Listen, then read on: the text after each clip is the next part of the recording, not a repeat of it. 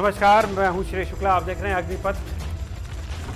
NCRB crime data, NCRB के जो आंकड़े हैं और 2019 के जो आंकड़े हैं उसकी अगर चर्चा करें, उसकी अगर बात करें तो प्रदेश में बच्चों के खिलाफ 18,943 मामले दर्ज हुए और ये मामले 2021 में घटकर हो गए 16,838, यानी बाल अपराधों में 11.11% की कमी आ गई। नेशनल क्राइम रिकॉर्ड ब्यूरो के ताज़ा आंकड़ों में उत्तर प्रदेश देश के अन्य राज्यों के लिए नजीर बना है। मुख्यमंत्री योगी आदित्यनाथ के अपराध के प्रति सख्त तेवर का असर इन आंकड़ों में भी दिखाई दे रहा है। योगी मॉडल से प्रदेश की कानून व्यवस्था सुधरी है और यूपी को जनता सुरक्षित देखना चाहती है और बीजेपी के लोगों का कहना है कि जनता सुरक्षित हुई भी है और सरकार का भी यही कहना है। चाहे संगठित अपराध की बात हो या फिर महिलाओं और बच्चों के खिलाफ अपराध की बात हो, सभी में कमी देखने को मिली है। ये एनसीआरबी के आंकड़े बताते हैं। 2019 में महिलाओं के खिलाफ 59,853 मामले दर्ज हुए थे, जो घटकर 2021 में 56,083 हो गए। 2019 की तुलना अगर करें और 2021 की बात करें तो 6.2% की कमी आई। ये मैं बार बार एनसीआरबी के आंकड़ों का जिक्र कर रहा हूँ। वहीं अगर साइबर क्राइम के मामलों की बात करें तो 2021 में ये घटकर 8,829 हो गए हैं। आंकड़ों के मुताबिक साइबर क्राइम मामलों में 22.6% की कमी आई। एनसीआरबी के डाटा के मुताबिक यूपी में सांप्रदायिक सौहार्द बरकरार है।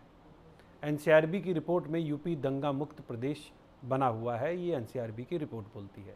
2021 में केवल एक सांप्रदायिक हिंसा हुई, जबकि 2019 और 20 में एक भी दंगा नहीं हुआ। तो ये तो एनसीआरबी के आंकड़े हैं। अब बात ये है कि क्या वाकई यूपी की तस्वीर बदली है? क्या निवेशकों को एक बेहतर माहौल मिल पा रहा है? क्या विपक्ष लगातार आरोप लगा रहा है कि कानून व्यवस्था अभी ठीक नहीं है, अभी सुधरी नहीं है? ये सवाल वो उठा रहा है। आज इसी महत्वपूर्ण मुद्दे पर हम बात करेंगे और इसके लिए मेरे साथ तमाम गेस्ट जुड़े हुए हैं। मैं सबसे पहले आपसे उनका परिचय करा दूं। बीजेपी के प्रवक्ता हैं आनंद दुबे जी, वो मेरे साथ हैं। इसके अलावा तारिक अहमद लारी साहब हैं, नेता हैं समाजवादी पार्टी के, और सुशील दुबे जी हैं, वरिष्ठ पत्रकार हैं। इसके अलावा अभी कुछ और गेस्ट मेरे साथ जुड़ेंगे। सबसे पहले मैं रुख करूंगा आनंद दुबे का। आनंद दुबे जी, आपका बहुत बहुत स्वागत है। आनंद जी, ये बताइए, जो एनसीआरबी के आंकड़े आज आए हैं, ये तो आप लोगों को खुश करने वाले आंकड़े हैं, लेकिन विपक्ष तो कहता है कि कानून व्यवस्था एकदम ध्वस्त है यहाँ पे। नहीं, देखिए, एनसीआरबी के ये आंकड़े जो हैं ये कोई अभी तत्कालीन नहीं, कुछ दिनों पहले जारी हुए थे और सरकार ने इसकी समीक्षा करने के बाद इस पर अपनी रिपोर्ट दी है, इस पर अपना पक्ष रखा है। देखिए, डेटा तो अपनी जगह है। अगर आप उत्तर प्रदेश के आम जनमानस से, किसी आम व्यक्ति से, श्रेय जी आप लोग तो बहुत वरिष्ठ पत्रकार हैं, तमाम तरह के लोग आप लोगों के संपर्क में रहते हैं, हर समाज का प्रतिनिधित्व करने वाले लोग आपसे जुड़े हुए हैं।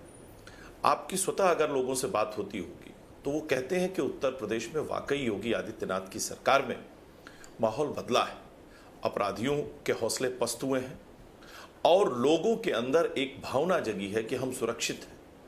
उत्तर प्रदेश में आज कोई भी रात के समय निश्चिंत होकर सफ़र कर सकता है। कोई व्यापारी अपना पैसा कैश लेकर कहीं भी ट्रैवल कर सकता है। माँ बहन बेटियों के लिए उत्तर प्रदेश सुरक्षित हो गया है और एनसीआरबी के जो आंकड़े हैं वो इसी बात की पुष्टि करते हैं। सबसे पहली चीज़ ये है कि आप देखिए कि महिला अपराध में सजा दिलाने में, एक तो हमने महिला अपराध में कमी दर्ज की गई है 2016-17 के बाद से लेके, फिर हमने अपनी सरकार में भी बेहतर करने का प्रयास किया है। हर साल हमने इसमें कमी लाई है।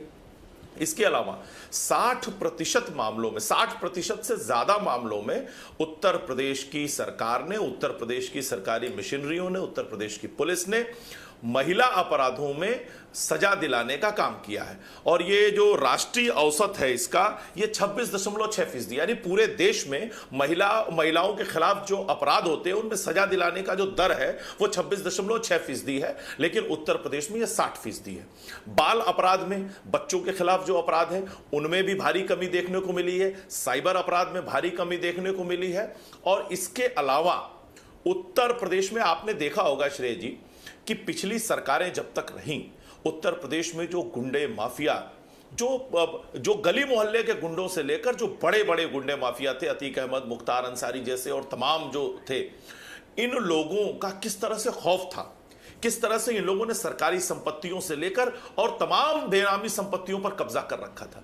लेकिन योगी आदित्यनाथ जी की सरकार ने 5 साल में और उसके बाद जो हमारा दूसरा कार्यकाल चल रहा है, इसमें अब तक 4000 करोड़ से ज्यादा की संपत्ति जब्त की है इन माफियाओं से, जिनमें अकेले मुख्तार अंसारी और अतीक अहमद की 1400 करोड़ रुपए से ज्यादा की संपत्ति हमने ध्वस्त करने एवं जब्त करने का काम किया है। इतना ही नहीं, आपने देखा होगा कि किस तरह से गुंडे माफिया, अगर कोई भी, हम ये नहीं कहते कि हमने उत्तर प्रदेश में एकदम क्राइम फ्री कर दिया या हमने जीरो अपराध कर दिए, अपराध कहीं कहीं घटित हो रहे हैं, आपसी रंजिश को लेकर घटित हो रहे हैं या अन्य चीजें, लेकिन संगठित अपराध जो उत्तर प्रदेश में था, जो गिरोहबंद अपराध था, जो गिरोह बनाकर चलता था कि एक जेल से बैठ के लोग संचालित करते थे कि उनकी हत्या हो जाए, इनका अपहरण कर लिया जाए, उस पर पूरी तरह से उत्तर प्रदेश की सरकार ने लगाम लगाने का काम किया है। और आने वाले समय में हम और कठोरता के साथ और भी बेहतरीन ढंग से उत्तर प्रदेश में शासन को स्थापित करने का काम करेंगे। गुंडे माफियाओं के खिलाफ कठोरतम और कठोरता के साथ, आक्रामकता के साथ उनके खिलाफ कार्रवाई करेंगे। योगी आदित्यनाथ जी की सरकार की यही मंशा है और इसी पर भारतीय जनता पार्टी की जो सरकार है वो आगे बढ़ रही है। जी बिल्कुल। तारिक साहब, मैं आपका रुख करूंगा। तारिक अहमद लारी साहब, अभी आपने आनंद दुबे जी को सुना, उन्होंने कहा कि हमने ऑर्गेनाइज क्राइम को एकदम ख़त्म कर दिया है और जो एनसीआरबी के आंकड़े हैं उसमें जो मैंने अभी आपको बताए उसमें भी अपराधों में कमी है। तो आपको लगता है कि सब और राम राज है, सब और शांति है? बिल्कुल है, बिल्कुल सही कह रहे हैं, इन्होंने ऑर्गेनाइज क्राइम को ख़त्म कर दिया है। वजह बता दे रहा हूँ, क्योंकि अब तो जेल में हत्याएं होती हैं, जेल में हथियार पहुँचते हैं और वहाँ पे हत्याएं की जाती हैं और किसके इशारे पे की जाती हैं मुझे कहने की ज़रूरत नहीं है, सबको मालूम है। माफिया इनके साथ बैठे हुए हैं, दंगाई खुद हैं जिनके ऊपर 4-4, 5-5 मुकदमे थे, 307, 302 और दंगा, हिंदू मुस्लिम दंगा कराने के, और खुद अपने मुकदमे अपने सिग्नेचर से वापस करने के लिए कोर्ट में भेजा तो कोर्ट ने तुरंत एक्सेप्ट कर लिया। मैं कई लोगों को जानता हूं कि आज 10 साल हो गया कोर्ट ने एक्सेप्ट नहीं किया, लेकिन उनका तो 6 महीने के अंदर एक्सेप्ट हो गया। मुख्यमंत्री जी ने अपना लिखकर भेजा कि मेरा मुकदमा मैं वापस लेता हूं। उनका मुकदमा जो वापसी का था उसको कोर्ट ने एक्सेप्ट कर लिया। बिल्कुल ऑर्गेनाइज क्राइम नहीं रह गया है, क्योंकि ऑर्गेनाइज तो गवर्नमेंट है, ऑर्गेनाइज पुलिस है। FIR लिखी नहीं जाती है। अभी कुछ ही दिन पहले की बात है, आपने और हमने ही बाकायदा सामूहिक बलात्कार, एक 18 साल की लड़की के साथ सामूहिक बलात्कार होता, उसकी FIR नहीं हो रही थी, तो आपने और हमने ही FIR की है। श्रेय भाई भूल गए? हम लोगों ने कितनी मेहनत की, तब जाके 24 घंटे के बाद उस लड़की की FIR दर्ज हुई। 26 घंटे के बाद उस लड़की का रेप का मेडिकल का टेस्ट हुआ है। वेरी गुड, बहुत अच्छा है। इनका तो ऑर्गेनाइज सिस्टम है सारा। आंकड़े छुपाने के लिए FIR दर्ज ही ना करो। अब रही साइबर क्राइम की बात, तो साइबर क्राइम में आपने क्या किया? आपने कुछ नहीं किया। आप साइबर का C भी नहीं जानते हैं, कंप्यूटर का C नहीं जानते हैं, टैबलेट का T नहीं जानते हैं, मोबाइल का M नहीं जानते हैं, जानते कुछ नहीं है। लेकिन जो IPS त्रिवेणी सिंह, जिन्होंने साइबर सेल को हेड किया और जिन्होंने साइबर क्राइम क्रैक किए इतने सारे, और उनकी मदद से सारे साइबर क्राइम के दोषियों को सजा मिली, उनको भी तो श्रेय देना सीखिए। आप करते कुछ नहीं है, आप अंधकार में जीते हैं। गड्ढे खुदे हुए हैं, सड़कें ढूंढ रहे हैं, उसमें हम, नालियां गायब हैं, मल जो है, मलमूत्र जो है सड़क पे बह रहा है। आप देखिए तो क्या नहीं हो रहा है। मंत्री की मां के गले से चेन छीन ली जाती है, सास की गले से चेन छीन ली जाती है, लेकिन क्राइम नहीं हुआ है। क्राइम बिल्कुल नहीं हो रहा है। सरेआम थप्पड़ मार दिया जाता है गार्डों को, क्राइम नहीं हो रहा है। गालीबाज नेता मां बहन की गालियां देता है लेडीज को और एक पूरी जात कम्युनिटी को गाली दे देता है, वैश्य कम्युनिटी को, वो क्राइम नहीं हो रहा है औरत के खिलाफ, कुछ नहीं, वो तो भजन कर रहे हैं। और बाकायदा ये लोग तो बलात्कारियों का, जो माँ बहन बेटियों का बलात्कार करके उनकी तो आरती उतारते हैं, मिठाई खिलाते हैं, फूल माला पहना के सजा याफ्ताओं को स्वागत करते हैं, उनकी सजा खत्म कर देते हैं। ये लोग कहाँ कुछ कर रहे हैं? ये सब बहुत अच्छा काम कर रहे हैं, क्योंकि बलात्कारियों का स्वागत करते हैं, बलात्कारियों को मिठाई खिलाते हैं, बलात्कार की रिपोर्ट नहीं दर्ज करते हैं, उसमें आपको और हमको इनिशिएटिव लेना पड़ता है तब रिपोर्ट दर्ज होती है, मेडिकल नहीं होने देते हैं।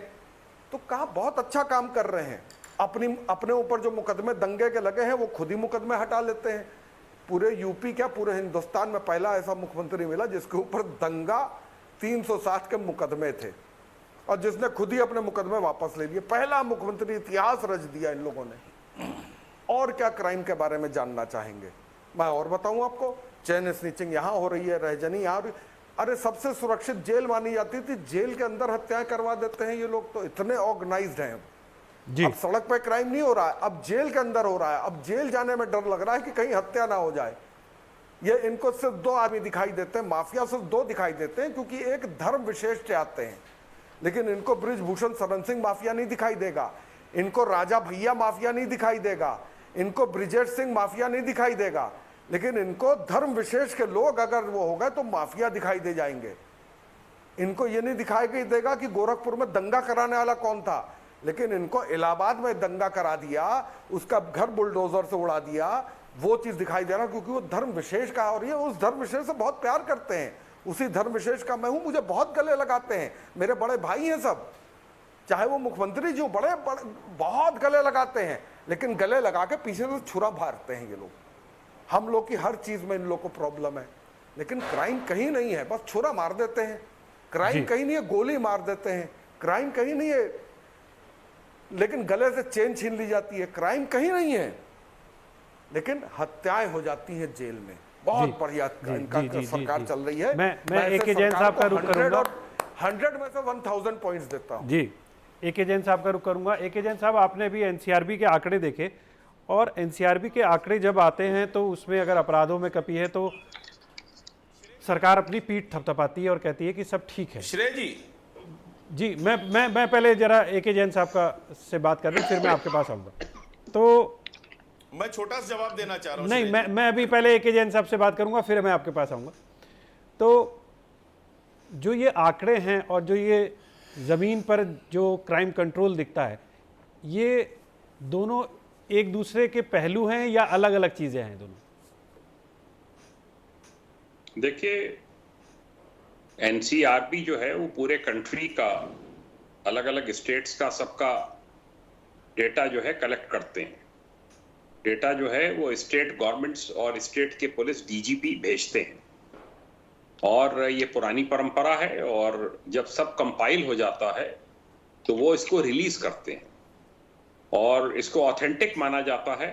अभी तक कोई और ऐसी एजेंसी नहीं है जो ये कहे कि साहब हम रियल क्राइम के बारे में बता रहे हैं। मर्डर्स हैं, डकैतीज हैं, और महिलाओं के प्रति अपराध हैं, बच्चियों के प्रति अपराध हैं, बच्चों के प्रति अपराध हैं, इन सब के कम्युनल राइट्स के हैं। इन सब का बाकायदा डेटा जो है वो तैयार होता है और उसी के आधार पर ये फिगर्स रिलीज की जाती है।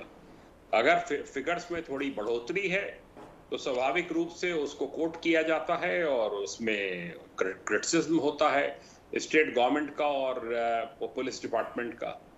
अगर उसमें कमी आती है, अगर महिला अपराधों में, बाल अपराधों में कमी आई है, दंगों में कमी आई है, और भी जो गंभीर अपराध हैं जैसे डकैतीज हैं, किडनैपिंग फॉर रैंसम हैं और टेररिस्ट क्राइम्स हैं, अगर उनमें कमी आती है तो स्वाभाविक रूप से हर स्टेट गवर्नमेंट और पुलिस डिपार्टमेंट उसका श्रेय लेता है।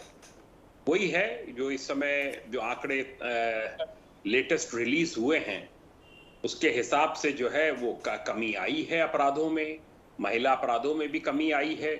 और इसका मैं एक बहुत बड़ा रीजन ये भी मानता हूं कि जो यूपी का प्रोसिक्यूशन डायरेक्टरेट है, ये आशुतोष पांडे एक एडीजी हैं, वो उसको हेड कर रहे हैं जी। और इस प्रोसिक्यूशन डायरेक्टरेट को बहुत एक्टिव किया गया है और इसकी बड़ी जबरदस्त समीक्षाएं हो रही हैं। और कोर्ट्स में जो केसेस चल रहे हैं, डे टू डे हियरिंग हो रही है, उनमें गवाहों को पेश करना, गवाहों को क्या बोलना है, ये पहले सिस्टम था ये पुराना यूपी पुलिस का कि एक दिन पहले APO, PO, senior public prosecutor, DGC बुलाकर और ब्रीफ करते थे कि आपको आपका ये रोल इसमें रहा है और आपको ये वहां पे गवाही देनी है। तो इसी के तहत कार्रवाइयां हो रही हैं और डे टू डे बेसिस पर ये इंश्योर करने का प्रयास किया जा रहा है कि जो भी गवाह तलब किए जाएं कोर्ट के द्वारा वो अवश्य प्रस्तुत हों और अपनी गवाही दें। मैं समझता हूं इसी वजह से मुख्तार अंसारी को हाल के दिनों में 2 केसेस में सजा मिली है। जी। और ये एक अच्छा शुभ संकेत है कि माफियाओं के खिलाफ कार्रवाइयां जो हो रही हैं, जो बहुत मुकदमे प्रचलित हैं, उनमें जो है वो सजा मिलनी प्रारंभ हो गई है, क्योंकि वरना 10 साल इसमें निकल जाते हैं और उसका एक तरह का औचित्य खत्म हो जाता है। तो जो भी क्रिमिनल एलिमेंट्स यूपी में सक्रिय रहे हैं, जिनके खिलाफ जो है मुकदमे दर्ज हैं और जिनके खिलाफ चार्जशीट्स कोर्ट में हैं और ट्रायल लंबे समय से चल रहे हैं, अगर उनमें गवाहों के टर्न अप न होने के कारण या गवाहों के होस्टाइल होने के कारण अगर उनमें जो है वो डिले हो रही है, तो उसको दूर करना स्टेट गवर्नमेंट का, यूपी पुलिस का काम है और होम डिपार्टमेंट का काम है। और मैं समझता हूं जो ये समीक्षा हो रही है, मेरे पास भी आंकड़े आते हैं जो प्रोसिक्यूशन डायरेक्टरेट के द्वारा इंटरेस्ट लिया जा रहा है, इसका भी एक बहुत अच्छा एक प्रभाव पड़ा है और बड़ी संख्या में पुलिसकर्मी अब पुराने मुकदमों में भी जाकर पेश हो रहे हैं न्यायालयों में और अपनी गवाही दे रहे हैं, उनकी गवाहियां रिकॉर्ड हो रही हैं। और ये बिहार में भी कुछ साल पहले जब शुरू में नीतीश कुमार एक वो सुशासन बाबू इनको नाम मिला था, तो इन्होंने भी बहुत से मुकदमों में जो है वो चिन्हित करके क्रिमिनल एलिमेंट्स का और उनके खिलाफ गवाहियां करवाई थी और उनको जो है सजाएं हुई थी बहुत से मुकदमों में क्रिमिनल एलिमेंट्स को, माफियाज को। उसका बहुत अच्छा परिणाम बिहार में देखने को मिला था। इसी तर्ज पर यहाँ पर काम हो रहा है और मैं समझता हूं कि प्रोसिक्यूशन डायरेक्टरेट की सक्रियता से और कोर्ट्स में उनकी समुचित पैरवी से भी इसका प्रभाव पड़ा है और इसीलिए बड़ी संख्या में सजायाबी हो रही हैं। और जब सजायाबी होंगी तो उसका प्रभाव निश्चित रूप से अपराधों के ऊपर पड़ेगा। रही बात दंगों की, दंगों में भारी कमी आई है, ये हम सब देख रहे हैं इस बात को। और साइबर क्राइम में जैसे अभी पूर्व वक्ता कह रहे थे, त्रिवेणी सिंह एक बहुत आउटस्टैंडिंग ऑफिसर है और त्रिवेणी सिंह ने बहुत अच्छा काम मेरे साथ एसटीएफ में भी रह के किया, अभी एसएसपी आजमगढ़ बहुत अच्छा कार्य किया।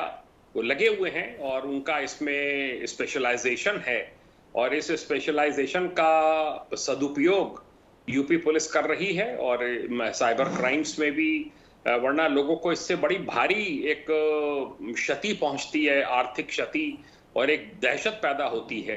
तो ये सब इन अपराधों में जिन में कमी आ रही है। जैन साहब, एक सवाल मेरा ये है कि जी, आपने भी लंबे समय तक पुलिसिंग की डीजीपी रहे, तो पहले की उत्तर प्रदेश पुलिस और इस बार की उत्तर प्रदेश पुलिस आपको कुछ बदली हुई लगती है?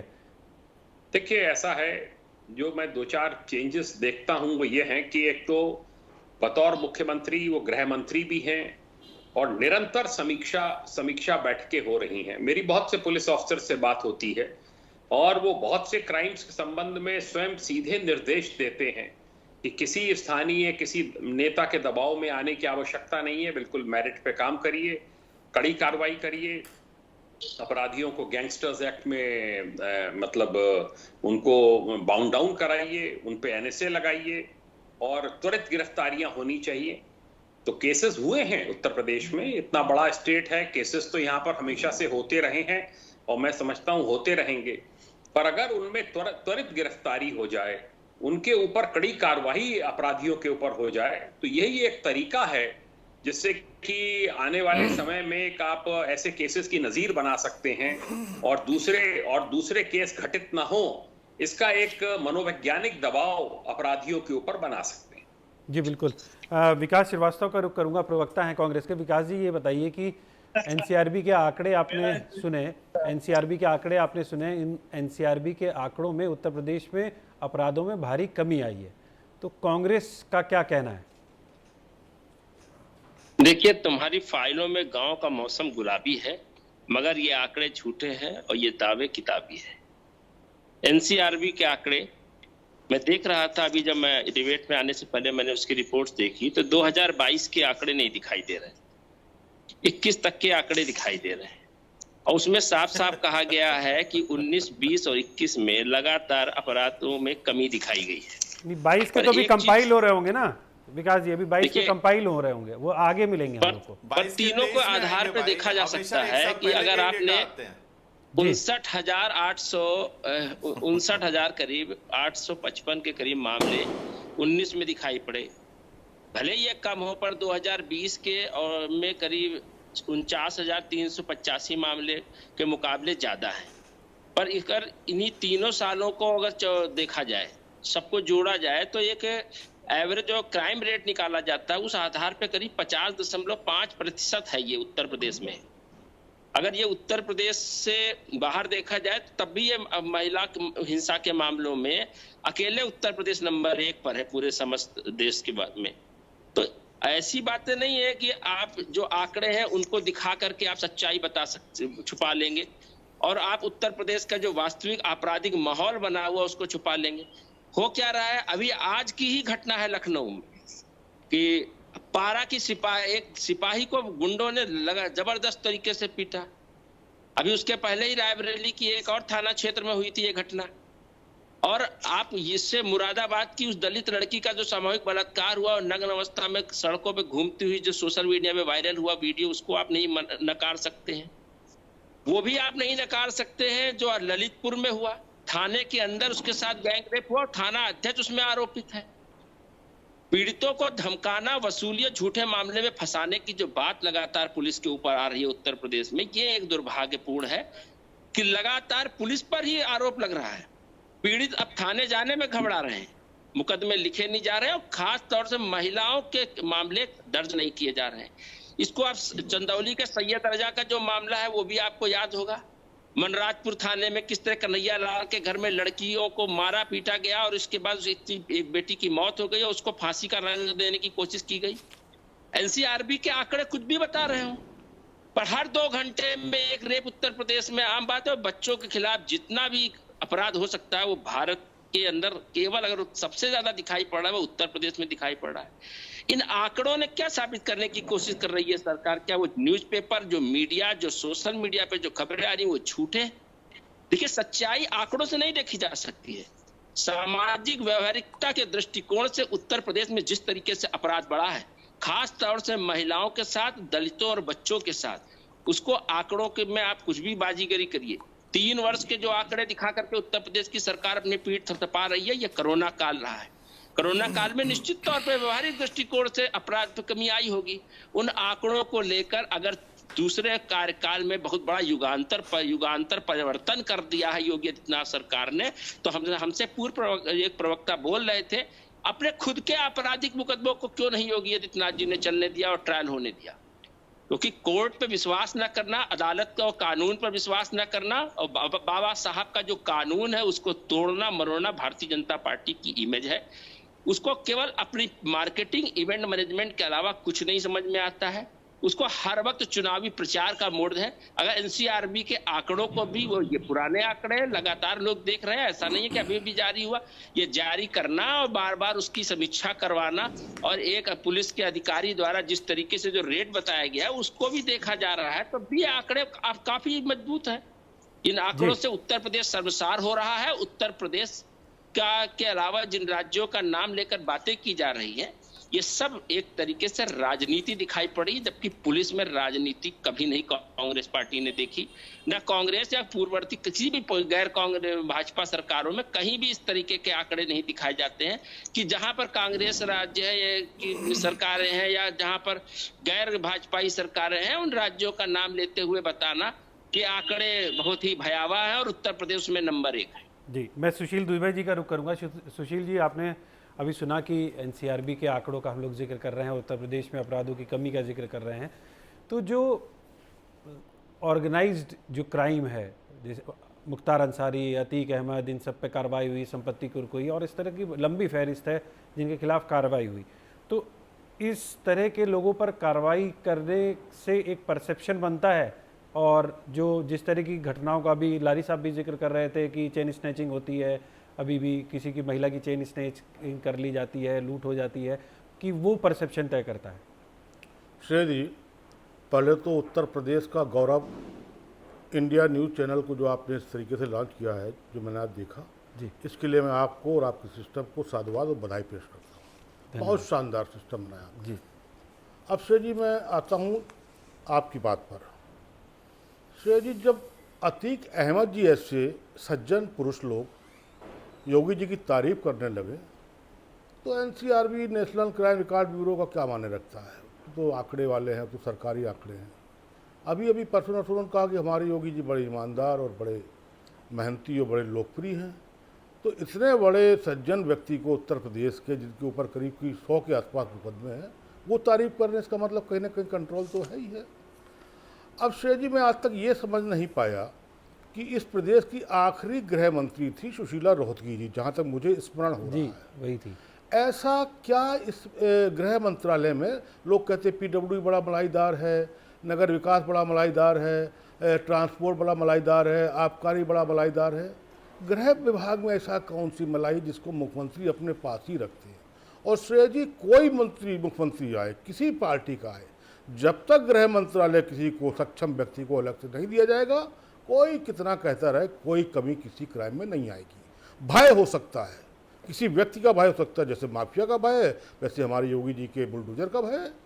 लेकिन क्राइम में अगर कमी कही जाए तो श्रेय जी, एनसीआरबी जो ब्यूरो है वो इसे बताएगा थोड़ी कि बलियाबाद में भी 2 सिपाही 30,000 रुपये लेके आ गए किसी गांव वाले से के साथ से, जो सस्पेंड हुए बाद में।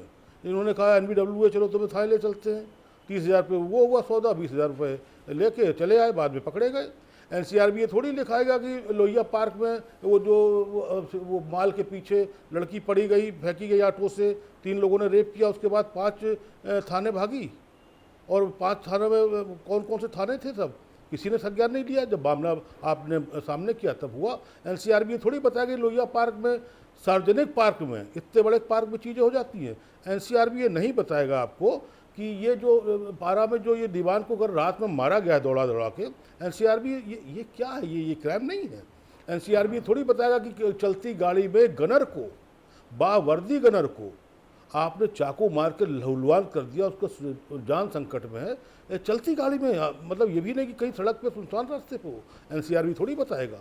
एनसीआरबी ये बिल्कुल नहीं बताएगा श्रेय जी कि देखिए क्राइम का क्या है कि जब तक हम ये मान के चलेंगे, क्या अगर बावर्दी मुजफ्फरनगर के बावर्दी इंस्पेक्टर सुबोध सिंह के हत्यारे को अगर हम माला पहना के बाहर निकालेंगे, जब जेल से निकलेगा माला पहनाएंगे तो क्राइम रुक जाएगा क्या? अगर हम बिना जाने बुझे राजनीतिक आधार पर गनर बांटते घूमेंगे फ्री में, तो क्या एनसीआरबी उसको रिकॉर्ड को बताएगा? श्रेय जी, और सबसे बड़ी बात श्रेय जी, जहां पर डीजीपी के ऊपर ये आरोप लगा के उसे हटाया जाता हो कि अक्षम है, आक्रमण है, अभी गोयल साहब हटाए गए कुछ दिन पहले, जब डीजीपी को इस तरीके से वो बेइज्जत करके सत्ता का सिस्टम हटाएगा, मैं किसी बहुत अच्छा क्राइम कंट्रोल है, सब कुछ बहुत अच्छा है, तो वहाँ पर क्या फ़र्क पड़ेगा? पुलिसिंग पर क्या फ़र्क पड़े, असर आएगा पुलिसिंग पे? क्यों? और आज तक डीजीपी, उसके बाद आज तक कार्यवाहक डीजीपी है। क्या उत्तर प्रदेश के इतने बड़े संपन्न और इतने शानदार मुख्यमंत्री आदरणीय योगी जी एक पूर्णकालिक डीजीपी नहीं तय कर पा रहे हैं? जी। और फिर जब सत्ता में आप राजनीति का बुरी तरीके से घालमेल कर देंगे तो आप बेशक ये मान लीजिए कि, और दो हम बताएं आपको भयानक क्राइम, देखिए हत्या सबसे तो चलता है, सबसे बड़ा क्राइम जो हो रहा है उत्तर प्रदेश में वो हो रही धोखेबाजी, गाड़ी पे पेट्रोल वो डीजल डाल दिया, धोखा कर दिया, वो लेके लूट के ले गए। दूसरा श्रेय जी एक बता दूं, क्या मवैया जो सबसे बड़ा गढ़ है नशे का, सबसे बड़ा चारबाग मवैया है, क्या वहाँ से नशे की बिक्री बंद हो गई? क्या खाली यही थोड़ी कि हत्या और अपहरण और चुनौती? हाँ, लेकिन बुलडोजर का, अतीक और मुख्तार का, इनका जरूर भय हुआ है। और यही सवाल मैं आपको एक बात जैन साहब हमारे साथ थोड़ी देर के लिए जुड़े, मैं एक सवाल जैन साहब से करूंगा। जैन साहब ये बताइए कि जो बुलडोज़र नीति का हम लोग जिक्र कर रहे थे, तो आपको लगता है कि पुलिसिंग में ये बुलडोज़र नीति काम आ गई और एक समाज में मैसेज चला गया कि बुलडोज़र चलाया जाता है, और ख़ास तौर पे जो बड़े माफिया हैं, तो ये पहले तो होता नहीं था। पहले आप लोगों के टाइम पे आप लोग बुलडोज़र तो चलाते नहीं थे, तो ये बुलडोज़र के डर की वजह से एक परसेप्शन बना हो? देखिए, इसके बारे में कुछ मैं बातें क्लियर करना चाहूंगा। पहले क्या होता था, पूर्ववर्ती सरकारों में, मैं भी सर्विस में जब रहा, तो नगर निगम, एलडीए, डेवलपमेंट अथॉरिटीज हुई जो भी हैं, सरकारी विभाग हैं, जिलाधिकारी के अधीन डिपार्टमेंट्स हैं, उनका उतना खुलकर सहयोग अपराधियों के विरुद्ध नहीं मिल पाता था। अब एक आदेश है मुख्यमंत्री के स्तर से कि जिसने सरकारी भूमि पे कब्जा किया हो, जिसके जो है वो जबरन कब्जे हों, जिसने जो है वो अवैध निर्माण किए हों बिना कोई नक्शा पास कराए, तो अब डेवलपमेंट अथॉरिटीज उनको नोटिस दे रही हैं, या जो अवैध निर्माण, अवैध कब्जा है बिल्कुल, उनको हटाने की कार्रवाइयां चल रही हैं। पुलिस विभाग से अपेक्षा की है मुख्यमंत्री जी ने कि जहां जहां फोर्स मांगा जाए आप फोर्स उपलब्ध कराएं, और स्वाभाविक है ऐसे लोग जो भी कब्जे किए हैं वो कोई शरीफ आदमी नहीं होता है, कानून पसंद आदमी नहीं होता है। तो ये जो वो मांग करते हैं कि पुलिस फोर्स दिया जाए, और वो जो है बुलडोजर्स को लगाकर डिमोलिशंस की कार्रवाइयां जो हो रही हैं, या जो बहुत बहुत बेशकीमती जमीनों के ऊपर लखनऊ में अन्य स्थानों पर अवैध रूप से लोगों के कब्जे थे, जिन कब्जों को हटाया जा रहा है, तो स्वाभाविक रूप से उसका एक असर पड़ता है। ये समझ के चला जा रहा है कि पुलिस बुलडोजर चला रही है, ऐसा नहीं है। पुलिस किसी भी, देखिए, पुलिस को जो पावर है गैंगस्टर्स एक्ट में सेक्शन 14 में, वो अवैध रूप से अर्जित संपत्ति को कब्जे में लेने की है। माफिया उसकी प्रॉपर्टीज को जो अवैध रूप से अर्जित हैं, उनको आप गैंगस्टर्स एक्ट में आप उनको सीज कर सकते हैं। उसका एक ऑर्डर जिलाधिकारी द्वारा सेक्शन 14 में किया जाता है कि ये संपत्तियां अवैध हैं और ये क्राइम प्रोसीड से बनाई गई हैं, क्राइम के प्रोसीड से बनाई गई हैं, इसलिए इनकी जब्ती की जाए, तब उसकी जब्ती की जाती है। रही बात इसकी, पुलिस को किसी भी सेक्शन में अधिकार नहीं है कि वो बुलडोजर को चलाए, और बुलडोजर का एक भय एक अपराधियों के मन में अगर हो रहा है तो इसलिए हो रहा है क्योंकि अवैध कब्जे हट रहे हैं, एनिमी प्रॉपर्टी के ऊपर जो कब्जे हैं वो हटाए जा रहे हैं, जो सरकारी जमीनों पे कब्जे हैं, सर्टिफिकेट दिए गए हैं। सुना है सबसे कि आप बताइए आपकी कितनी भूमि इस समय कब्जे में है, तो हर डिपार्टमेंट रिपोर्ट कर रहा है कि हमारी इतनी भूमि है, इतनी ग्राम समाज की भूमि पर लोगों ने अपना फार्म हाउस बना लिया है। वो सब अगर कब्जे हट रहे हैं तो स्वाभाविक है कि ऐसे लोगों में उसको लेके खलबली होगी, एक थोड़ा भय होगा, और होना भी चाहिए, मेरा ये मानना है। पुलिस कहीं पर भी किसी भी सेक्शन में पुलिस एम्पावर्ड नहीं है कि पुलिस वहां बुलडोजर लेके पहुंच जाए और किसी का घर डिमोलिश करने लगे। ये पुलिस के पास में कोई शक्ति नहीं है, और ना मेरे ख्याल से ऐसा कोई केस मेरे संज्ञान में आया है कि पुलिस ने जो है जाकर वो किसी सेक्शन के तहत किसी क्रिमिनल के घर को ढा दिया हो। ये अलग अलग अथॉरिटीज हैं जिनको पावर है। लेकिन जैन साहब होता ये है कि अगर किसी ने कोई अपराध किया, फौरन से कार्रवाई होने लगती है, तो लगता ये है कि पुलिस बुलडोजर लेके पहुंच गई। जैसे ही कोई अपराध होता है तो तुरंत उसके अवैध भूमि पर बताया जाता है इसने अवैध कब्जा किया है। ये देखिए, हमें जब शुरू में मैं 79 में सर्विस में आया तो ये सिखाया गया था कि अगर कोई शरीफ आदमी है तो उसके साथ आप छेड़छाड़ कतई ना करें, उसके साथ किसी प्रकार का दुर्व्यवहार नहीं होना चाहिए। पर अगर कोई अपराध कर रहा है, गुंडाई कर रहा है, एक समाज में भय उत्पन्न करने की स्थिति कर रहा है, अराजकता फैला रहा है, तो उसको बख्शा नहीं जाना चाहिए। तो अगर इस ऐसे अपराधियों के विरुद्ध पुलिस सक्रियता बरतकर, दूसरे विभागों का सहयोग लेकर, मुख्यमंत्री जी के आदेश पे जो डेवलपमेंट अथॉरिटीज, नगर निगम, ग्राम समाज, अलग अलग अथॉरिटीज पूरा सहयोग मांग रही हैं कि साहब पुलिस को हमको दिला दीजिए, हमारे बहुत जमीनों पे कब्जे हैं, वो अगर हटते हैं तो मैं इसमें कतई भी कुछ भी इसमें अनुचित नहीं मानता हूं। और ऐसे अपराधियों को चिन्हित करके उनके कब्जे हटाए जाने चाहिए। और बिल्कुल बिल्कुल एक ईमानदारी से ये प्रक्रिया फॉलो की जानी चाहिए। इसका एक बहुत दूरगामी परिणाम पूरे हमारे इस उत्तर प्रदेश के लिए होगा और अनएम्प्लॉयमेंट भी खत्म होगा और बाहर से रोजगार के भी मुहैया होगा। जी बिल्कुल, आनंद दुबे का मैं रुख करूंगा। आनंद जी, ये अभी हम लोग बात कर रहे हैं ऑर्गेनाइज क्राइम की, इससे पहले भी कि ऑर्गेनाइज क्राइम पे बहुत काम हुआ है और ऑर्गेनाइज क्राइम के नाम पर हज़ारों करोड़ की संपत्ति कुर्क हुई, आपने भी बताया। लेकिन जो छोटे अपराध हैं जिनका अभी हमने जिक्र किया, पिछले दिनों आपने देखा कि किस तरह से एक जो हवलदार है उसको पीट रहे थे लोग सड़कों पे, या और भी छोटी छोटी कई घटनाएं हैं। तो उन घटनाओं को कंट्रोल करने के लिए आपके पास क्या योजना है? और चलिए, अतीक पे कार्रवाई हो गई, मुख्तार पे कार्रवाई हो गई और बाकी इस तरह के तमाम अपराधियों पे कार्रवाई हो गई, लेकिन ये जो सामाजिक एक तरह से कहा जाए छोटे जो क्राइम है, जो परसेप्शन क्रिएट करते हैं, उन पे कैसे रोक लगाने की कोई योजना है आपके पास? श्रेय जी, जब डिबेट में मैं बैठा था, मैंने शुरू में ही आपसे कहा था कि हम ये बिल्कुल दावा नहीं करते कि हमने उत्तर प्रदेश में क्राइम को शून्य कर दिया है जी। या उत्तर प्रदेश में कहीं क्राइम हो ही नहीं रहा है, ऐसा हमने बिल्कुल नहीं कहा था। मैं कह रहा हूं छोटी मोटी घटनाएं, छिटपुट घटनाएं हो रही हैं, और बड़ी बात यह नहीं कि हो रही हैं, बड़ी बात यह है कि जब हो रही है तो उनके खिलाफ जो एक्शन हो रहा है वो देखने की बात है जी। अब आप देखिए कि गाजियाबाद में एक व्यक्ति अपने कॉलोनी की महिला के साथ बदसलूकी करता है, गाली गलौज करता है, उसके खिलाफ एक्शन देखिए, तुरंत उसके खिलाफ इनाम जारी होता है, उसको इनामी घोषित करके उसकी गिरफ्तारी की जाती है, उसके साथ जो लोग उसके साथी संगी थे उनको गिरफ्तार किया जाता है, उसके जो अवैध निर्माण है उस पर बुलडोजर चलता है। एक ये है कि जिसने महिला के खिलाफ अभद्र टिप्पणी की, जिसने महिला के खिलाफ गाली गलौज किया, उसको हमने तुरंत जो है कार्रवाई करते हुए जेल भेजने का काम किया। एक योगी आदित्यनाथ जी का यह मॉडल है। एक मॉडल इससे पहले चलता था उत्तर प्रदेश में, जहां पूर्व मुख्यमंत्री जी, अब मैं बड़ी विनम्रता के साथ उनको श्रद्धांजलि अर्पित करते हुए कह रहा हूं, माननीय मुलायम सिंह जी मंच से कहते थे लड़के हैं गलती हो जाती है। एक वो मॉडल था जहां लड़के हैं गलती हो जाती है कह के उनको माफ कर दो, चाहे वो भले बलात्कार कर दें। और एक ये मॉडल है जहां आप महिला के खिलाफ अभद्रता करते हैं तो आपको जेल भेजा जाता है। इसके अलावा मैं आता हूं, अभी हमारे सपा के प्रवक्ता हमारे मित्र ने कहा कि हमें टी नहीं आता, हमें टैबलेट का टी नहीं आता, हमें एम नहीं आता, हमें सी नहीं आता।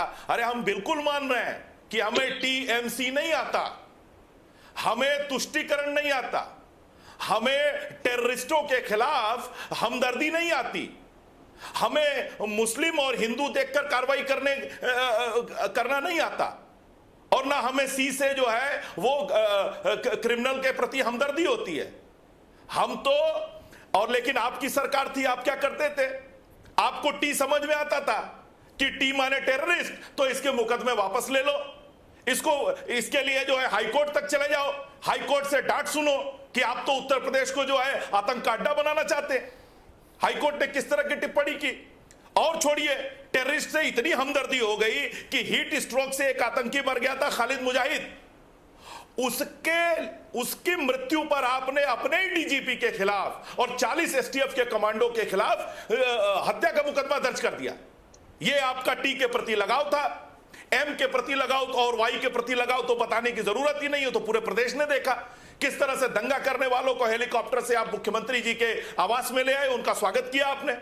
और क्रिमिनल की तो पूछना ही नहीं है, सारे अपराधी जो है आप ही के समय में पैदा हुए, जिनका आज आप नाम लेते हैं, कई बार ये नाम लेते हैं। धनंजय सिंह, मुझे जरा बताएं, धनंजय सिंह इनके टिकट पे कितनी बार विधायक और सांसद चुने गए?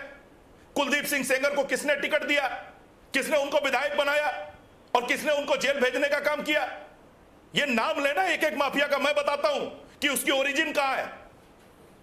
हर एक सड़क छाप गुंडे को एक बड़ा माफिया बनाने का काम उत्तर प्रदेश में समाजवादी पार्टी की सरकार ने किया। और इतना ही नहीं, राजनीतिक अपराध, सामाजिक अपराध, आर्थिक अपराध, हर तरह के अपराध में समाजवादी पार्टी के लोग लिप्त रहे। जब समाजवादी पार्टी की सरकार आती है तो ये क्या करते हैं? ये लोक सेवा आयोग का अध्यक्ष अनिल यादव को बना देते हैं, उच्च शिक्षा आयोग का अध्यक्ष रामवीर यादव को बनाते हैं, अधीनस्थ सेवा चयन आयोग का अध्यक्ष राजकिशोर यादव को बनाते हैं, और माध्यमिक शिक्षा चयन आयोग का अध्यक्ष जो है रामपाल यादव को बनाते हैं। इस तरह से ये शिक्षा में नौकरियों में भ्रष्टाचार करते हैं। जी लारी और ये साहब के बात पास कर मैं रहे जाऊंगा। लारी अभी साहब, कांग्रेस के प्रवक्ता को मैं सुन रहा था। आनंद दुबे जी कह रहे अरे हैं सुन कि ये लीजिए, जो सुन लीजिए, मैं- कांग्रेस मैं- के प्रवक्ता कह रहे थे। मैं जवाब ले लेता हूं, मैं जवाब ले लेता हूं। श्रेय जी 30 सेकंड, 30 सेकंड, श्रेय जी 30 सेकंड। जी। कांग्रेस के प्रवक्ता अभी कह रहे थे ये तो 23 का डेटा ही नहीं है ना, पता ही नहीं है कि डेटा जो है 1 साल बाद आता है। तो ये पढ़ लिख के होमवर्क करके बैठे। पहली चीज इनको मैं बता दूं कि उत्तर प्रदेश में 2021 में रेप की घटनाएं 2845 हुई हैं, और जहां राजस्थान में इनकी सरकार है वहां 6337 हुई है। जाके एनसीआरबी का डेटा पढ़िए कि महिला अपराध में पूरे देश में राजस्थान नंबर 1 है। और राजस्थान की आबादी कितनी है आप बताइए? उत्तर प्रदेश के आधे से भी कम। उसके बावजूद वहां पर 6500 से 6500 के आसपास रेप की घटनाएं हो रही हैं। वहां की चिंता करिए महाराज। कभी राजस्थान के बेरोजगारी पर बात कर लीजिए जो पूरे देश में नंबर 1 पे है। वहां के क्राइम की बात कर लीजिए जो पूरे देश में नंबर 1 पे है। जी लारी साहब, मैं आपका रुख करूंगा। लारी साहब ये बताइए कि आनंद दुबे कह रहे हैं कि जो लारी साहब, आपको मेरी आवाज सुन रही है? करने वाले जेल के पीछे है तारिक अहमद लारी साहब, आप मुझे सुन पा रहे हैं? पीछे है वो जेल मेरा के पीछे सवाल है है। कि आनंद दुबे कह रहे हैं कि ये जितने भी अपराधी थे ये पिछली सरकार में थे और आप लोग टेररिस्ट के लिए हमदर्दी जताते थे, और जितने माफिया थे ये आप ही के टाइम पे जो है फले फूले हैं। मेरा जवाब बहुत गौर से सुनिएगा, थोड़ा टाइम दीजिएगा मुझको। आतंकवादी प्रज्ञा ठाकुर इस समय किसकी सांसद है, कहां पे बैठी हुई है? प्रधानमंत्री के साथ इस देश की सर्वोच्च सदन में बैठी हुई है जिसका नाम है गलत। लोकसभा। बाइज्जत बरी है, बाइज्जत बरी है, गलत मत बोलिए। अरे महाराज पहले जाके अपना स्टडी करके आइए। वो बरी नहीं है, वो बेल पे बाहर है। बेल भी उन्होंने ली थी कि मुझे कैंसर है, कैंसर अरे की वो बीमारी का कोर्ट ने बहाना उनको करके वो पूरी तरह बाहर से आई थी छूट और दिया उन्होंने है। ये किया है। क्या बात कर रहे पूरा हैं आप? आंकड़ा उठा लीजिए, अभी बहस ना करिए, जवाब बाद में दीजिएगा। आतंकवादियों के नाम पे साथ ना अरे आप दीजिए, आंकड़ा पढ़िए। आतंकवाद के नाम पे साथ ना दीजिए। ये आंकड़ा आतंकवाद। पढ़िए। इसको अरे कहते हैं हिंदुओं, आतंकवादी शब्द यही तो मैं बताना चाहता हूं कि हिंदुओं के खिलाफ कुचक्र करने में समाजवादी पार्टी नंबर 1 है। देश में भगवा आतंकवाद की थ्योरी देना, हिंदुओं को आतंकवादी घोषित करना, यह समाजवादी पार्टी और कांग्रेस का चरित्र है। आप लोगों ने भगवा आतंकवाद की थ्योरी दी। अरे आप तो बोलोगे जो एयर स्ट्राइक और सर्जिकल स्ट्राइक पर सबूत मांगते हैं। आतंकवादी, क्योंकि आतंकवादी का आतंकवाद की बात करते हैं। होता है। शर्म आनी चाहिए आप आतंकवादी लोगों और को। आतंकवादी को आपने एक बैठा साधु रखा है। सन्यासी को आप और लोग वो बेल आतंकवादी पे बाहर बताते है, हैं। झूठ बोलना बंद करिए। जिसने गूगल देश और सर्च समाज कर की ले सेवा जनता। के लिए अपना गूगल जीवन सर्च अर्पित कर ले कर दिया, भाई, उसको आप गूगल आतंकवादी सर्च बताने कर की लीजिए। बात करते हैं आप। गूगल सर्च करे जनता, अभी आपको पता चल जाएगा कि अरे बेल आप पे गूगल बाहर सर्च है करिए। कि ये आदमी बैठे हुए झूठ बोल रहा है। चलिए कैसे आनंद दुबे जी, आनंद दुबे जी, का चेहरा। अभी शांति प्रज्ञा पे बहस नहीं हो रही है। आनंद दुबे जी, आनंद दुबे जी, मैं आपको रोकूंगा। लारी साहब को बोलने दीजिए, लारी साहब को बोलने दीजिए। आनंद दुबे जी, आनंद दुबे जी, लारी साहब को बोलने दीजिए। चुप हो जाओ। लारी साहब को बोलने दीजिए। आनंद दुबे जी, लारी साहब, हाँ आप, लारी साहब आप बोलिए। आतंकवाद का चेहरा और इसका नेता मोदी आतंकवादी, उसका चेहरा कितना भयानक है देखिए आप। अरे आतंकवाद तो पूरे समाजवादी पार्टी का चरित्र है। आतंकवादियों के मुकदमे और वापस आप लिए। लोग तो आतंकवाद के पालक और पोषक दूसरा हैं। इन्होंने कहा कि हमने आतंकवादियों के मुकदमे वापस लिए, बिल्कुल सरासर झूठ, बेबुनियाद, क्योंकि हम लोगों ने उन लोगों के मुकदमे मैं वापस बताऊं? लेने की बात की थी जिनको बाकायदा फर्जी फंसाया गया था, और बाद में ये कह रहे कोर्ट से हमको डांट पड़ी तो उसी कोर्ट ने उन लोगों को जिनका नाम हम लोग वापस ले रहे थे उन लोगों को बाइज्जत बरी किया। दूसरी बात, अब तीसरी बात पे आइए। आप कह रहे हैं कि हम अपराधी पैदा करते हैं। बृजभूषण शरण सिंह हमारे वहां अपराधी था, हमने निकाला, आप क्यों नहीं बंद कर रहे हैं? हम मानते हैं बृजभूषण सिंह अपराधी है, क्रिमिनल है, माफिया है, और बराबर दाऊद इब्राहिम का टक्कर का माफिया है। आप मानिए इस बात को, मानिए। हम कहते हैं गोडसे आतंकवादी था, आप कहिए गोडसे आतंकवादी था। मानिए इस बात को, मानिए इस बात को। हम कहते हैं श्यामा प्रसाद मुखर्जी देश के गद्दार जिन्ना के साथ मिलकर उसने बांग्लादेश में सरकार बनाई थी और डिप्टी चीफ मिनिस्टर बना था, आप भी मानिए। और उन्होंने प्रपोजल रखा था देश के बंटवारे का धर्म के आधार पे, मानिए इस बात को आप भी, हम भी मानते हैं। हम सीना ठोक के कह रहे हैं कि हाँ बृजभूषण शरण सिंह हमारे वहां थोड़ा था, पढ़ लिख के बैठो भाई, क्रिमिनल पढ़ था, लिख के माफिया था, बैठो। आप भी मानिए। हम कह रहे हैं राजा भैया माफिया है, आप भी कहिए राजा भैया माफिया है। हम कह रहे हैं हाँ तारिक अहमद लारी डंके की चोट पे कह रहा है धनंजय सिंह माफिया है। अरे तो राजा भैया को मंत्री क्यों बनाया था भाई? राजा भैया को मंत्री क्यों बनाया था? हम कहते हैं अरे आप बोलिए मुख्तार अंसारी के खिलाफ, बोलिए अतीक अहमद के खिलाफ, आप कहिए ब्रिजेश सिंह बोलिए। माफिया है। हम अरे कहते आप तो हैं पाकिस्तान वो के इलाहाबाद खिलाफ वाले नहीं बोल सकते। तीनों भाई माफिया हैं, आप जिनकी लोग बीवी तो आपके जिन्नत मामले की में पार्टी के है। लोग आप भी हैं। कहिए वो माफियाओं आप की लोग तो जिन्नावादी या माफिया की नवाबवादी बीवी पार्टी है। के लोग हैं। मानिए उस बात को कि बोलिए माफिया की पाकिस्तान बीवी है वो, मुर्दाबाद। मैं नाम भूल रहा हूँ उसका। कहिए हम डंके की चोट पर कहते हैं कि आप हमारे लोग वहां तो था। पाकिस्तान आप भी पर कहिए अब वो राजनीति आपके करते वहां हैं। है, अब वो सत्ता नशीन है, उसकी बीवी आपके वहां से विधायक है। हम कहते हैं सेंगर हमारे वहां था, आप कहिए कि सेंगर आपका आदमी है।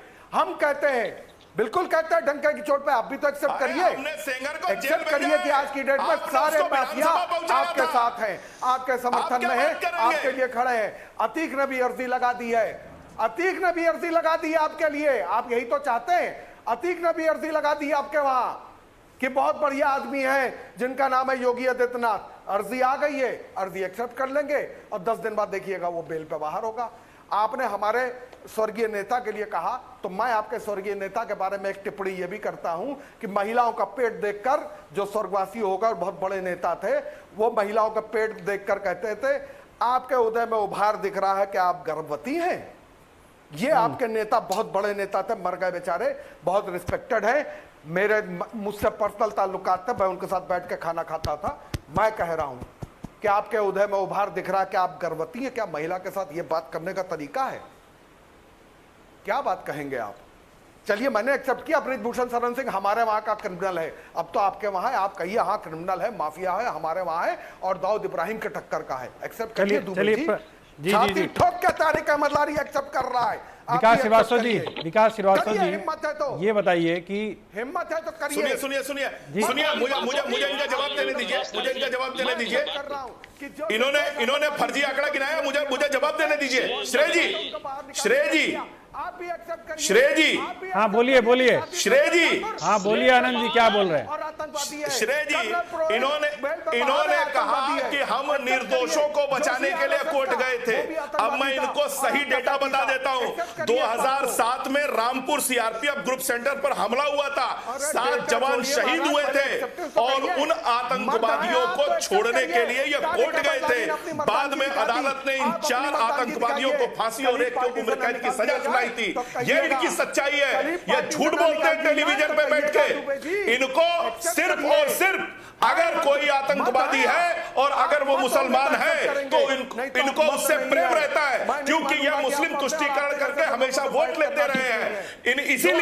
इसीलिए उत्तर प्रदेश में जाति के नाम पर, धर्म के नाम पर ये राजनीति करते रहे, जाति और धर्म के नाम पर अपराधियों को छोड़ते रहे, और इसी वजह से उत्तर प्रदेश बदहाली की कगार पर पहुंच गया। चलिए मैं विकास श्रीवास्तव का रुख करूंगा। विकास जी ये बताइए कि अभी हम लोग चर्चा कर रहे हैं कि यहाँ पर लॉ एंड ऑर्डर की स्थिति क्या है, लॉ एंड ऑर्डर अच्छा है खराब है।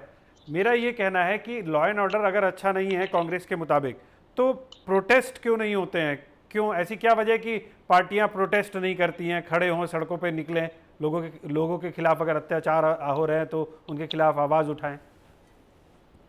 देखिए श्रेय जी, आपने बहुत ही जिम्मेदार विषय उठाया है और आप पत्रकार हैं, और विक्रम जोशी भी पत्रकार थे, अपनी बेटियों के साथ जा रहे थे और इसी उत्तर प्रदेश में उनको गोली मार दी गई, ऑन स्पॉट डेथ हुई है, बेटियों को छेड़छाड़ हो रही थी। एक पत्रकार से ज्यादा इस देश की और इस प्रदेश की जो भयावह स्थिति उसको किसी ने नहीं उजागर किया है। जो मैं बोल रहा हूँ ये कांग्रेस का रिपोर्ट नहीं है, ये जो हम रिपोर्ट जो बना रहे हैं ये आपके कोने कोने में जो आपके संवाददाता हैं उनकी रिपोर्ट है, जो अखबार निकलते हैं उसकी रिपोर्ट से। थाने में बलात्कार नहीं हुआ है क्या? निर्भया कांड से भी ज्यादा जघन्यतम तरीके से हाथरस की बेटी को भारतीय जनता पार्टी के यशस्वी योगी सरकार के दौरान सरेआम रात में उनके परिवार की मर्जी के बगैर एक दलित पीड़िता को नहीं जलाया गया है। ये सारी चीजें जो हैं ये भयावह स्थिति को पैदा कर रही है, उत्तर प्रदेश को बता रही है कि महिला हिंसा में, और जो आंकड़े हैं संसदीय समिति के वो तो और भी दुर्भाग्यपूर्ण है। ये तो किसी को पार्टी के बनाए हुए नहीं है। संसद की संसदीय समिति ने साफ साफ कहा है सरकार ने पिछले 3 साल में लगातार जो ये बाल विकास महिला पुष्टाहार होता है, जो कुपोषण से लड़ने के लिए जो व्यवस्था की गई है, उसमें अनुमानित बजट और संशोधित बजट के मुकाबले वास्तविक बजट में लगातार कटौती भारतीय जनता पार्टी की सरकार कर रही है, जिसको दुर्भाग्यपूर्ण माना है समिति ने। महिलाओं के नाम पर वोट लेने वाले लोग धर्म जाति नफरत की बात कर रहे हैं। अयोध्या में बेटी का बलात्कार होता है, योगी आदित्यनाथ जी बार बार वहां जाते हैं, योगी आदित्यनाथ जी वहां पर मौजूद रहते हैं, तमाम सारे परिजन वहां पर खड़े होकर उनसे गुहार करते हैं, पुलिस लाठियों से उनका स्वागत करती है। अयोध्या जहां से वोट लेते हो, जहां से पूरे देश में भारतीय जनता पार्टी अपना पहचान बना रही, वहां की एक बेटी के साथ इतना घिनौना अपराध होता है और इसके बाद हरकत में आती है तब जब पूरा अयोध्या खड़ा हो जाता है। और आतंकवाद की बात करने वालों को यह भी याद होना चाहिए, दुबे जी मुझे लगता है कि संपर्क टूट गया है। सुशील दुबे जी से बात करूंगा। अभी आनंद दुबे जी ने बोला कि छिटपिट घटनाएं होती रहती हैं, तो ये जो छिटपिट घटनाएं हैं ये समाज पे कितना असर डालती हैं? संक्षेप में बताइएगा, टाइम कम है, मुझे AK जैन जी से भी एक फाइनल कमेंट लेना है। श्रेय जी, आपने जो अग्निपथ नाम दिया है अपना, बिल्कुल आज दिख गया कि एकदम अग्निपथ है, पर एक आध मिनट में अभी अग्नि निकलने लगती है, निकली रही थी श्रेय जी। NCR से लेके देवरिया तक और बिजनौर से लेके चित्रकूट तक कम से कम 100-150 लिस्टेड माफिया होंगे जो अपने अपने इलाके में मुख्तार और आतिक से बड़े आतंकवादी हैं, बड़े क्रिमिनल हैं। नाम किसका किसका कह रहा हूँ, सबके साथ एक लाइन से हो। हाँ, भाभा जी का भय है, लेकिन जो भी जैन साहब ने कहा, एक बात मैं और जोड़ूंगा, आशुतोष पांडे जी, री अभियोजन और विनोद शाही जी अपर महाधिवक्ता जो है शासन के, दोनों मिलके जो बड़े केस हैं उनको बड़े सफलतापूर्वक निभा रहे हैं। इनसे जो है अपराधियों में खौफ पैदा हो रहा है, इसमें कोई शक नहीं। लेकिन छोटे केस से असर ज़्यादा पड़ता है बृहस्पत बड़े केस में बड़े लोग इन्वॉल्व होते हैं। और छोटे मोटे केस जो बताया है दुबे जी ने, उसमें आम जनता इन्वॉल्व होती है, जिसको सीधे दर्द होता है, सीधे दिक्कत होती है। छोटे केस बंद हो जाए, नशा बंद हो जाए, माफियागिरी चलती रहेगी, हत्या चलती, अरबों खरबों के लोग हैं, मारपीट होती रहेगी, मरते रहे, मर जाएं। लेकिन जो नशे से बच्चे बर्बाद हो रहे हैं, जो समिट बिल्डिंग ऐसी जगह पर जहाँ पर हाय हर वक्त कानून व्यवस्था हर वक्त चुनौती में रहती है, इन सब जगहों पर छोटी मोटी चीज़ों को चुनौती में बड़ी मुश्किल से गृहिणी ने अपनी जंजीर बनाई 20 साल में, 1 मिनट में खींच ले गए और अब जंजीर का पता भी नहीं, अपराधी का भी पता नहीं। कार लेके निकला और जरा सा वो धोखाधड़ी वाले लोग आ गए, खड़े हो गए और उन्होंने बता दिया और लेके लैपटॉप भाग गए, 50,000 रुपया भाग गए। बैंक से निकला, जिंदगी भर कमाई छीन लिया। ये अपराधों से आम जनता त्रस्त होती है। माफिया गिरोह के तो 100 करोड़ के है, 50 करोड़ की जमीन गिर गई, बाउंड्री गिर गई, क्या फर्क पड़ता किसी के ऊपर। और फिर अगर इनके ऊपर अपराध के ऊपर है तो फिर संरक्षित अपराध जो अपराधी जो अधिकारियों का जो नेक्सस है, गिरोह है, LDA का, नगर निगम का, और जो इन संस्थाओं में रहते हैं, जो इनको देते हैं। अभी एक लेखपाल पकड़े गए कितने हजार रुपये लेते हुए, तो ये भी अपराध की श्रेणी में आते हैं। फिर अपराधियों के साथ इनको भी जूनियर अपराधी बनाकर इनके साथ भी वही व्यवहार होना चाहिए जो अपराधियों के साथ होता है। भय सबको होना चाहिए, फिर बाउंड्री सबकी गिरनी चाहिए। फिर ये नहीं कि हमने 1 लाख रुपए घंटे के हिसाब से छत पड़वा दी, उसके बाद वो जो जिसने 1 करोड़ खर्च किए वो निपट गया, 1 लाख घंटे लेके हम घर बैठ गए 12 लाख। भय बाबा जी के बुलडोजर का, भय इकबाल का। एक जमाने में केवल लाठी और लाल टोपी से गांव की व्यवस्था चलती थी, जैन साहब हमारे जानते हैं। जी बिल्कुल बिल्कुल। सभी लोगों का बहुत बहुत शुक्रिया आज की डिबेट के लिए। सुशील दुबे जी आपका शुक्रिया, लारी साहब आपका शुक्रिया, आनंद दुबे जी आपका शुक्रिया, और विकास श्रीवास्तव जी आपका शुक्रिया, AK जैन साहब आपका भी बहुत बहुत शुक्रिया। तो आपने सुना कि किस तरह से जो आंकड़े हैं, आंकड़ों में उत्तर प्रदेश में महिलाओं के खिलाफ अपराध, बच्चों के खिलाफ अपराध कम है, ये NCRB का दावा है। लेकिन वही विपक्ष का कहना है कि तमाम घटनाएं होती हैं और उनको रोका नहीं गया है अभी तक। एक सवाल और भी है कि क्या जो भ्रष्टाचारी अधिकारी हैं वो भी अपराध की श्रेणी में नहीं आते? क्या उनके खिलाफ भी कार्रवाई नहीं होनी चाहिए? उनके खिलाफ भी सख्त कार्रवाई नहीं होनी चाहिए? अगर इन टोटलिटी बात करें किसी भी अपराध की, तो पूरी तरह से अगर कहा जाए राम राज्य तभी स्थापित हो सकता है जब सड़क पे चलने वाली महिला से लेके माफिया तक ये सोचे, जो सड़क पे चलने वाली महिला हो वो ये सोचे कि वो सुरक्षित है, और माफिया ये सोचे कि अगर उसने कोई भी हरकत की तो उसके खिलाफ कड़ी कार्रवाई होगी और उसको ज़मींदोज़ कर दिया जाएगा। तब जाकर एक तस्वीर अच्छी और साफ निकल कर आएगी। आज के लिए इतना ही, मुझे दीजिए इजाज़त और बने रहिए आप इंडिया न्यूज़ के साथ। नमस्कार।